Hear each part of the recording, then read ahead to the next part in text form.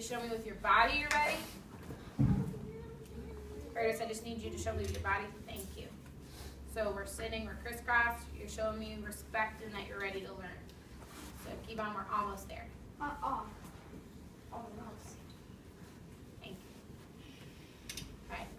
This week our learning targets are that we can compare and contrast first-hand and second-hand accounts. When I say go, I want you to turn and talk to a partner and tell them, what does the word account mean? Go.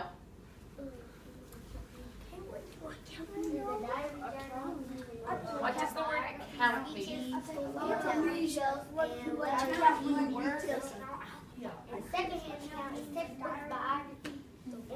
Finish up yours. Speaking in 5, 4, 3, 2, 1. Thank you, Curtis. Kevon, what does the word account mean? When you retell something. It means to retell. So when we see first-hand account and second-hand account, it's a retelling either from the first person's point of view or from the third person point of view. How do we know the difference between a first-hand account and a second-hand account? Asim? It has someone's own speeches. So it has their own speeches. How else? What kind of pronouns or signal words would we see in a first-hand account, Jasmine? You see diary. So we'd see a diary. So what kind of pronouns would we see? Will we see I, me, he, she? What kind of pronouns would we see? Jasmine has before. I, me, mine. Right. So we would see I, me. We'd see it in the first person point of view. So there's different kinds of first-hand accounts when we talk about informational reading. We have a diary or journal, an autobiography, speeches, photos, videos, letters, or emails. James, what kind of pronouns would we see or signal words to know we're reading a second-hand account? He, she, or they. He, she, or they. So we would see that in a textbook, a biography, like we're writing in for our project, informational books where we see he, she, they, newspaper articles, and that would be in our third person point of view. So we want to always ask ourselves, when we're talking about first-hand and second-hand accounts, is was the person telling the account present at the event? If we can say yes, we know that it is a first-hand account. If they were not present, we know it's a second-hand. We've been reading Through My Eyes, which is a first-hand account of Ruby Bridges' experiences of schools being integrated in Louisiana. We left off yesterday where she met her teacher for the first time. What happened on that first day of school? What happened on our first day of school? Thank you, Curtis, for a quiet hand. The marshal had to walk her to school because there was a whole bunch of white people around, and it was all white school. So they walked her to school. What happened when she got to school? Yvonne? She had to sit in the office. She had to sit in the office. So now in our story, we left off where she met her teacher for the first time and how she was feeling and how we heard the first-hand account and the quote at the bottom of the teacher. So the next part of our book is called, the title is A Passer-by Wrote. So the author, John Steinbeck, was driving through New Orleans with his dog, Charlie, when he heard about the racist crowds that gathered outside Fran's school each morning to protest its integration. He decided to see what was happening.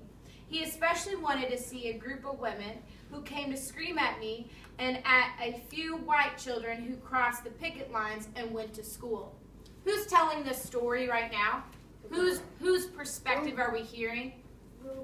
Ruby Bridges. So when she says my story, we know that it's Ruby that's telling it. At the time, I didn't know that there were other children in the building. We were kept apart.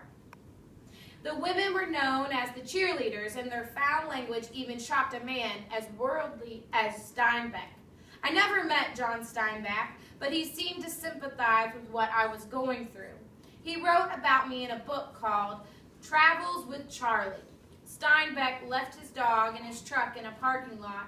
He didn't want to take them to France where his dog could get hurt or his car could get damaged. Instead, he took a cab. Fearing that protesters would wreck his car, the driver didn't take Steinbeck all the way to school but left him a few blocks away. Steinbeck never knew my name. My name and the names of the girls at McDowell School were never mentioned on television or in the newspaper. What could we infer of why they would never say the children's names? What can we infer? Because they're not going to look at it. Right. So we take what we knew about, and what we already heard in the story to infer that we think that they probably would hurt them. The press tried to protect us.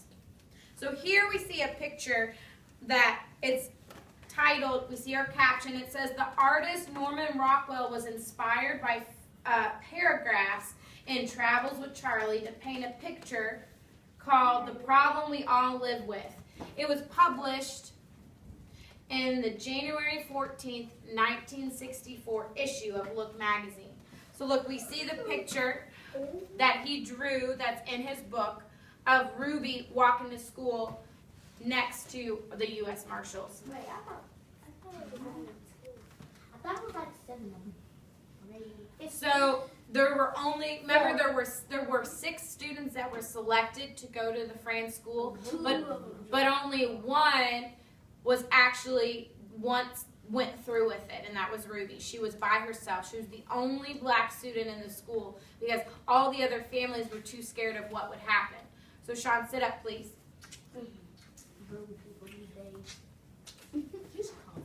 So this title is Show Some Courage, and this is where we'll stop today. At the start of school integration, many white parents were afraid of the protesters in front of the France school. Even if the parents believed in integration, they didn't want to put their children in danger by sending them to class. So here's our evidence of the question we just asked of why we thought that there were more. And they said in the passage or in the book that it's because they were scared of what would happen. However, a few families took the risk. As a Methodist minister, Reverend Lloyd Foreman was convinced that integration was morally and spiritually right and was determined to keep his daughter Pam in the France school. That November, the minister walked Pam to and from school every day. Very quickly, the chorus of racists became obsessed with the Foremans. They taunted them without mercy. So this is the white family that decided to stay that. We know that from earlier in the book, when that first day that Ruby was there, that they started withdrawing their kids. They said, if a black girl goes to my school, then we don't want her there. Now, this one family stood up for what they believed in, just as Ruby's family did too. I see you have a question. So we see our photograph right here. Let's read, and it's got a caption at the bottom that says, women threatening to strangle the Reverend Foreman with her scarf. So we see the proof, our firsthand account of, and our primary source of a photograph of the women showing the scarf and threatening. What other evidence in our book did we see that where they threatened Ruby and the other people that came? Jasmine?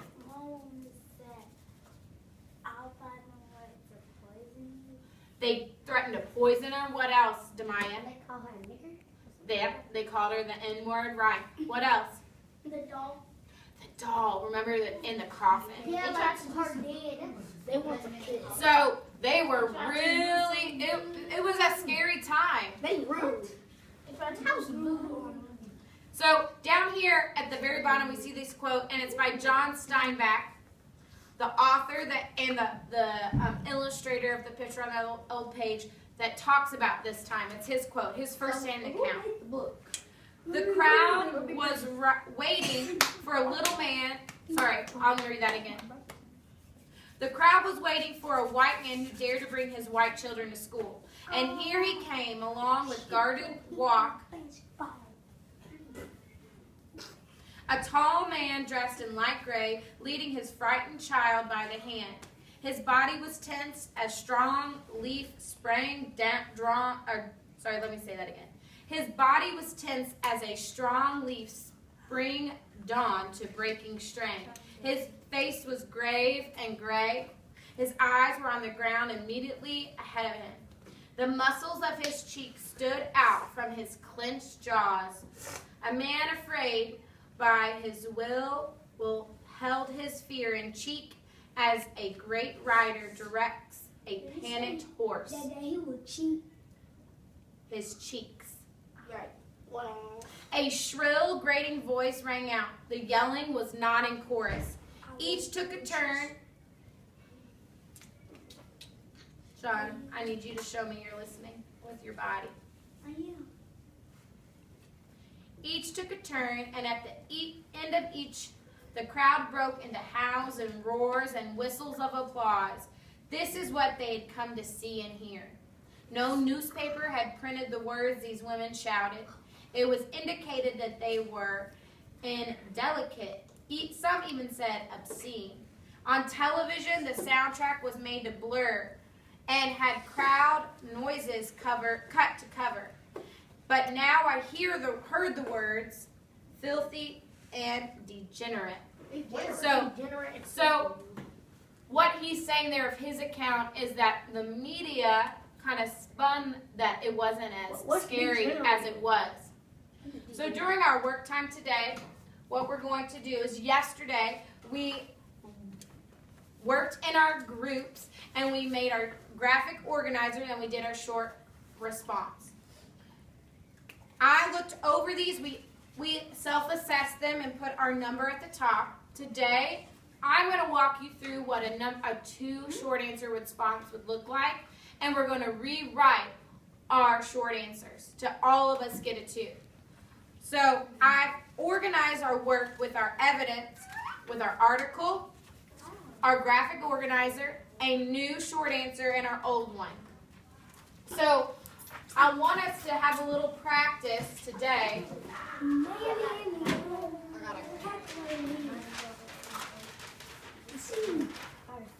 of our short answer response. Is that race? No. It does say race. We're going to use race, which is kind of funny because we're talking about racism, in our story. You didn't put the S on the bottom. So I'll wait for you guys to show me that you're listening. We're not wasting our time. Thank you, Asim, for checking yourself. Okay. So we're going to use our acronym RACE to help us with our question. The question that it asked us on our short answer was, discuss how walking tall and through my eyes are alike. Support your answer with evidence from the text. So a lot of us were able to answer the question correctly. I didn't see anybody who did not do that incorrectly. Then there were some of us, though, that did not use the race. So put your body right here and show me this way. So when we use our acronym RACE, we're going to, the R stands for we restate. So we want to make sure we restate what the question is asking us. So when I say go, I want you to turn and talk to a friend and restate the question that on our extended response. I'm going to read it to you one more time. I'll just wait for you guys to show me. Deontay, leave it alone, please. The question asks, discuss how walking tall and through my eyes are alike. Support your answer with evidence from the text. Turn and talk to a friend how you would restate that question. What was the question? I'm going to give each of you your stuff back so you can use it as reference. Jasmine, where are you going?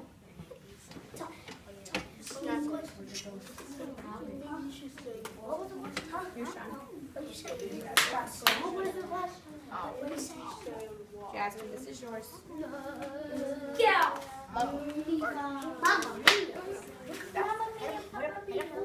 Look at your question. Restate it. I know. That's how walking tall and like support your answers. I know the question was.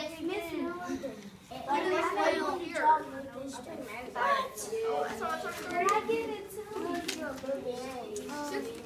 Because I didn't get mine. It is 23.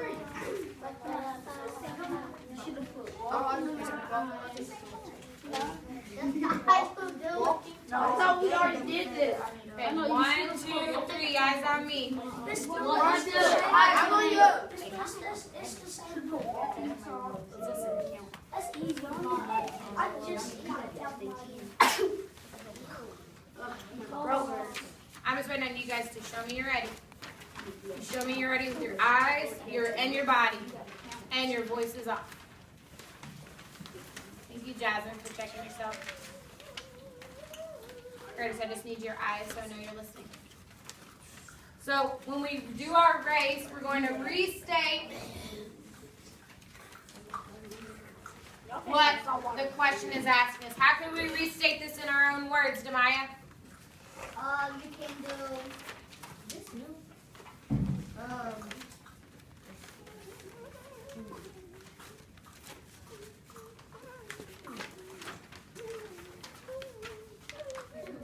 What? First of all, we ask ourselves, what's the question asking us?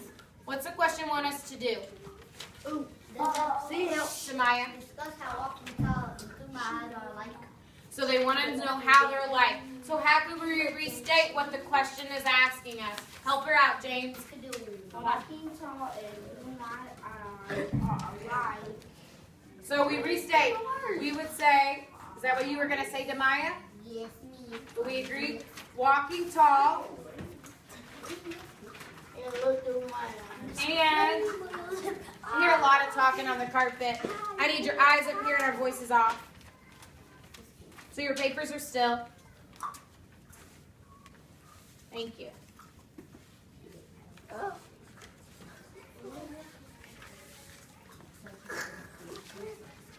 So walking tall.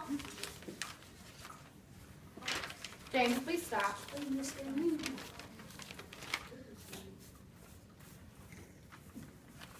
Walking tall and through my eyes are alike. Because. So that's all restating. I saw some of us look at your answer on the second page, the one we did yesterday, Okay. and see if you restated the question. Most of us did that, some of us did not. In our extended response, we want to make sure we're always restating the question with our sentence stem. Walking tall and through my eyes are alike because.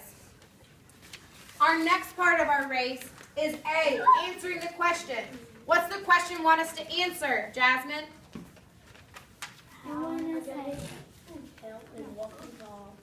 Jasmine has the floor. Jasmine, what does it want us to answer? I want us to answer walking tall and through my eyes are different. Not different. Alike. How they're alike. So we need to answer how they're alike. We've used our graphic organizer. We used our graphic organizer to already organize our thoughts of how they're alike. So we restated walking tall and through my eyes are alike because they, if we finish our, how are they alike? They are alike because they both have the U.S. Marshals.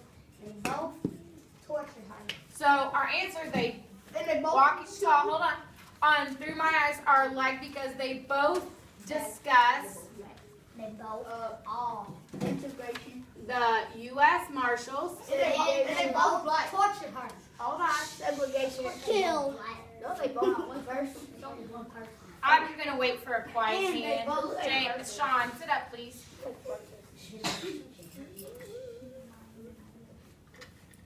they both discuss the U.S. Marshals, comma, someone with a quiet hand telling me another way that they're alike. Keontae. Because they both have segregation and integration. Okay, they both discuss the U.S. Marshals. We could say integration.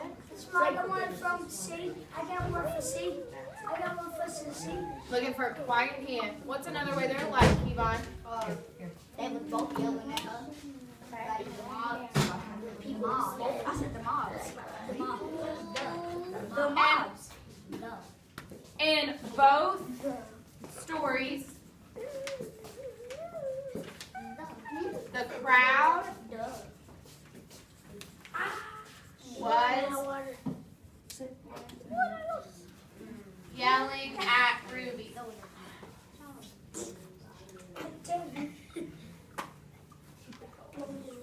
C is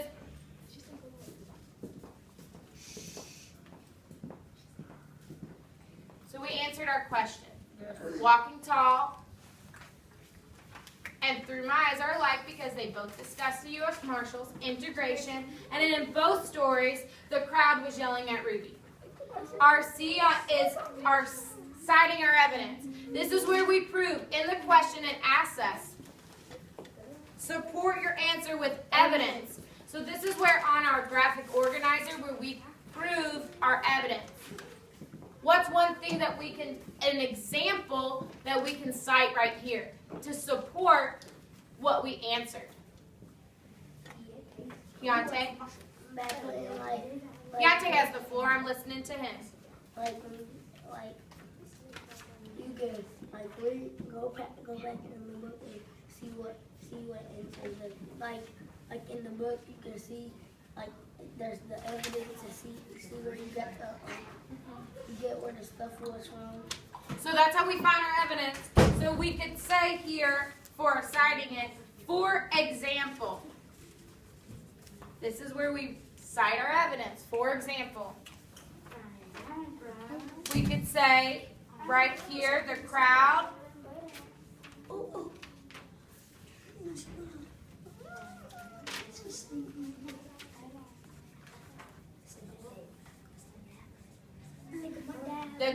yelled mean words. This is where I'm being specific in both stories. This is our evidence.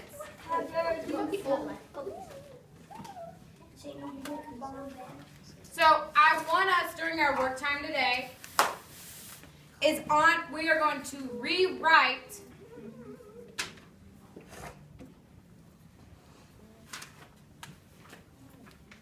thank you. We're going to rewrite our short answer and we're going to rack it. We're going to do R-A-C. We're going to restate, we're going to answer, we're going to cite our evidence and our short answer. This is so hard. The one that you turn in today will be the one that I give as a grade. So you make sure you have all these three, then we're going to score them.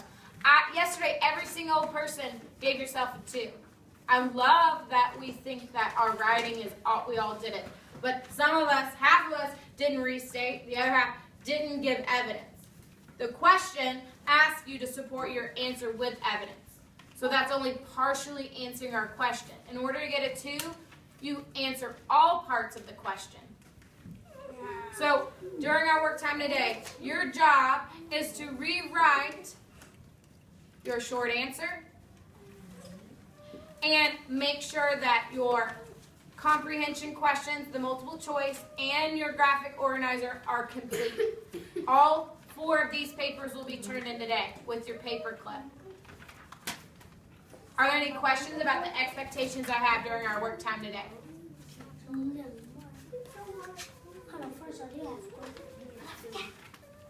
Kevon, what is our expectations as we work today? To finish this. Finish that. We're not finishing it. What are we doing? We restating it. You're using the rack With no to answer. We're not using it. All right, when I say go, I want you to quietly go to your reading spot. Go.